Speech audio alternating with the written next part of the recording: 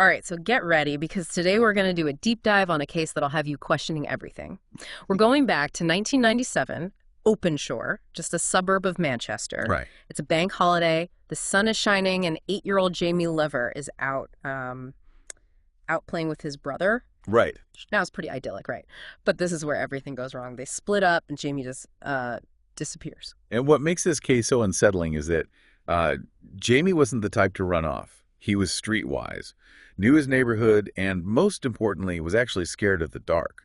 This wasn't just a kid pushing the boundaries of playtime. So it's like something out of a parent's worst nightmare. You send your kid out to play, and then nothing. Yeah. And to make matters even more complex, Jamie was actually small for his age. Oh, really? Yeah, he looked much younger than 8, making him even more vulnerable.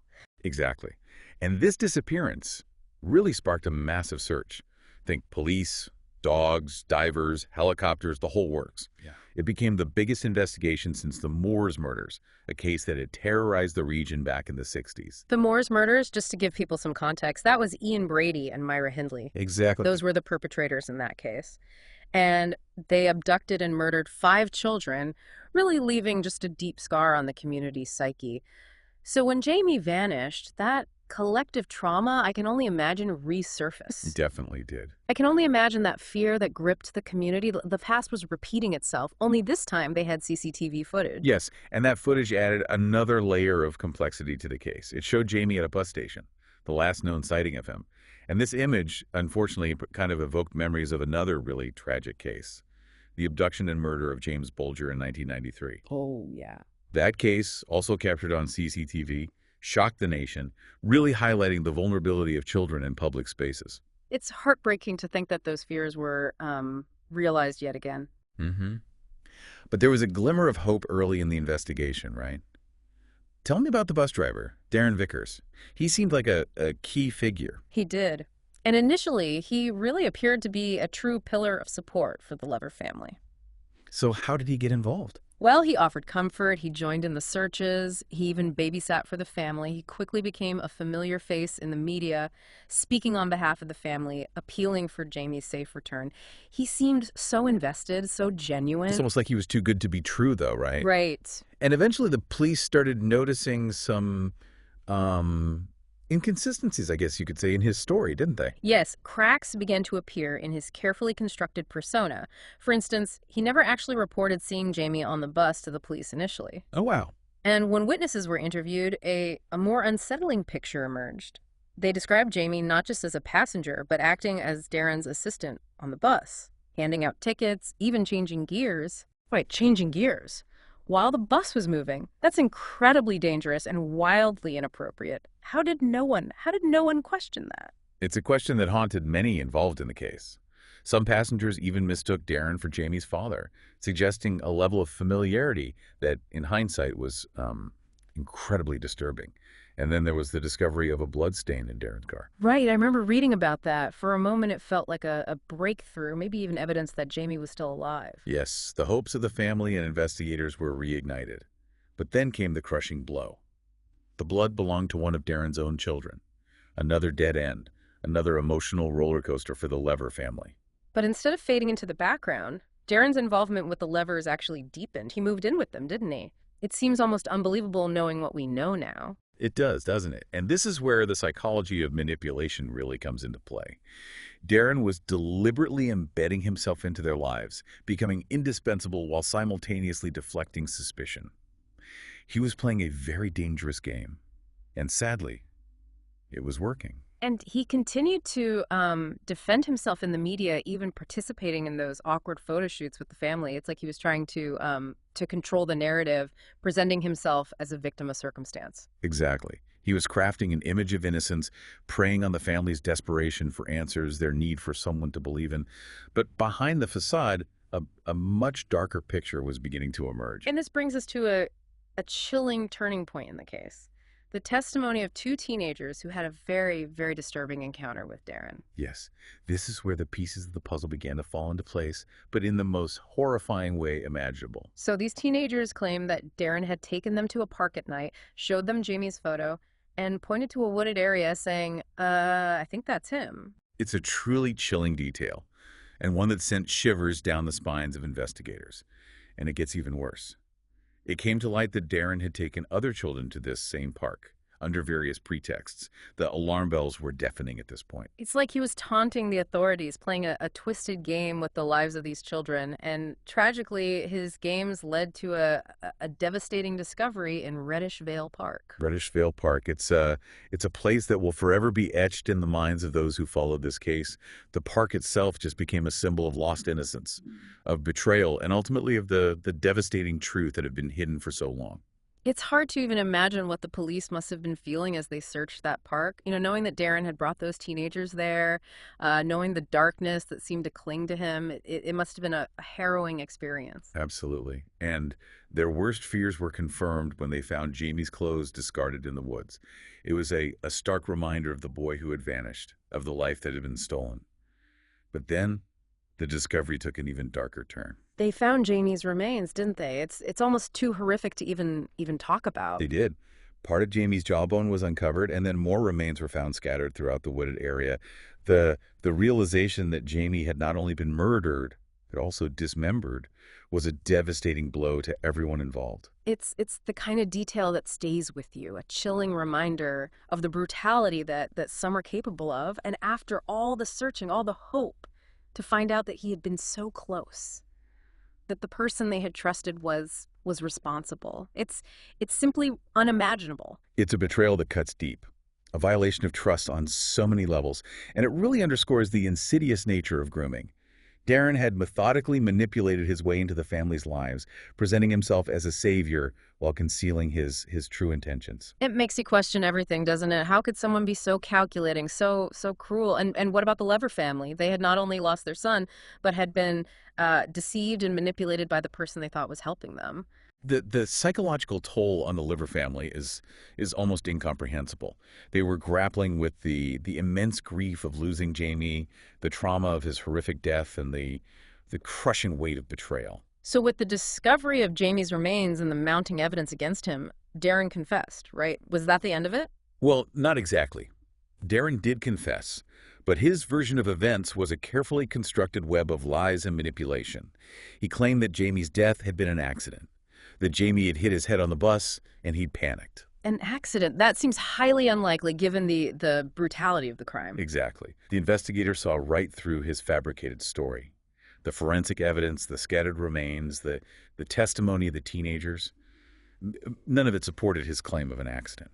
But Darren was determined to control the narrative, even if it meant twisting the truth beyond recognition. And that manipulation continued throughout the trial, didn't it? It wasn't enough for him to have taken Jamie's life. He seemed determined to inflict even more pain on the Lever family. That's one of the most disturbing aspects of this case. During the trial, Darren made outrageous claims, accusing Jamie's father of the murder and alleging an affair with Jamie's mother. He was effectively putting the grieving family on trial, forcing them to defend their reputations against his baseless accusations. It's hard to comprehend the level of cruelty involved in those accusations. To use their grief, their vulnerability against them, it's simply inhumane. It was a blatant attempt to deflect attention from his own guilt, to sow seeds of doubt, and to inflict as much pain as possible. And remember, this is all playing out in the public eye. The Lever family was forced to publicly refute these lies, adding another layer of trauma to their already unimaginable suffering. So in the end, was justice served? Yes. Despite Darren's attempts to manipulate the truth, the jury saw through his lies. He was found guilty of Jamie's murder and sentenced to life in prison. But even with the guilty verdict, even with Darren behind bars, the story doesn't end there. There's another twist, a final confession that would shake the community once again. Another confession. What more could he possibly have to say after all of that? Shortly after the trial, Darren reached out to the lead investigator. He requested a meeting, claiming he has something important to reveal. I'm guessing this wasn't another attempt to blame the Livers or create more chaos. No. This time, Darren finally confessed to the truth. He admitted that he had abducted, sexually assaulted, and murdered Jamie. He confessed to the brutality of the crime, to the calculated nature of his actions, and to the lies he had told to cover up his horrific deeds. He also retracted his accusations against the Lever family, admitting that they were completely fabricated. After all that deception, after all those attempts to control the narrative, Right. why confess? Was it guilt, remorse, or just another way to manipulate the situation. It's a question that has haunted those who worked on the case. Was it a genuine expression of remorse, a belated attempt to find some semblance of peace, or was it yet another calculated move, a way to exert control even from behind bars? It's difficult to say for sure. Whatever his motives, that final confession must have brought a strange mix of emotions for the Lever family. Relief that the truth had finally been acknowledged, but also anger, perhaps, that it took so long, that they had to endure so much pain before he finally admitted what he had done. Absolutely. And while that confession offered a sliver of closure, the scars of Darren's betrayal, the trauma of Jamie's loss, would continue to shape their lives. And Darren remains in prison to this day, right? He does. Although, as you mentioned earlier, there was news in 2022 that he might be eligible for parole. This sparked outrage and fear within the community, especially for those who remember the case so vividly. It reignited the debate about justice, accountability, and the lasting impact of such horrific crimes. It's a reminder that the ripples of tragedy extend far beyond the courtroom, impacting families, communities, and even the wider public consciousness. Yeah. And the Lever family. How have they coped with this unimaginable loss, this profound betrayal? They've shown incredible strength and resilience in the face of unimaginable pain. They've dedicated themselves to keeping Jamie's memory alive, advocating for child safety, and supporting each other through their grief. It's a testament to the human spirit's ability to find meaning and purpose even in the darkest of times. But this case leaves us with some heavy questions, doesn't it? Could anything have been done to prevent this tragedy? What signs might we have missed? And how can we learn from this to better protect our children? It's a question that haunts every case like this. Hmm. Could it have been prevented? And in Jamie's case, there were, unfortunately, a number of missed opportunities, red flags that, in hindsight, seem glaringly obvious. Yeah. Let's start with Darren's background. The fact that he had a convicted child molester listed as a reference on his CV that should have been a major red flag right from the start. It's almost unbelievable that someone with that kind of reference would be entrusted with the care of children. And then there's the whole bus assistant situation. Passengers saw Jamie running up and down the aisle, handing out tickets, even changing gears while the bus was moving. It's almost unbelievable that no one intervened, that no one questioned what was going on. It's almost like people were blinded by Darren's charm, his seemingly helpful nature. They saw what they wanted to see, a kind bus driver helping out a young boy. They didn't see the manipulation, the danger that was lurking beneath the surface. And this speaks to a larger societal issue, the tendency to mind our own business, to assume that someone else is handling a situation even when something feels off. If even one person had questioned Darren's behavior, if someone had reported it to the authorities, perhaps things would have turned out differently. It's a chilling thought, but one that we need to confront. We can't afford to be passive bystanders when it comes to the safety of children. And there's another layer to this that's equally disturbing. Darren wasn't even supposed to be working that day. He was a newly hired driver, still on probation, and yet he was allowed to drive a bus full of people, including children. It raises serious questions about the hiring practices and oversight within the bus company. Were background checks conducted thoroughly? Were there adequate safeguards in place to protect vulnerable passengers? These are questions that demand answers, not just for Jamie's sake, but for the safety of all children.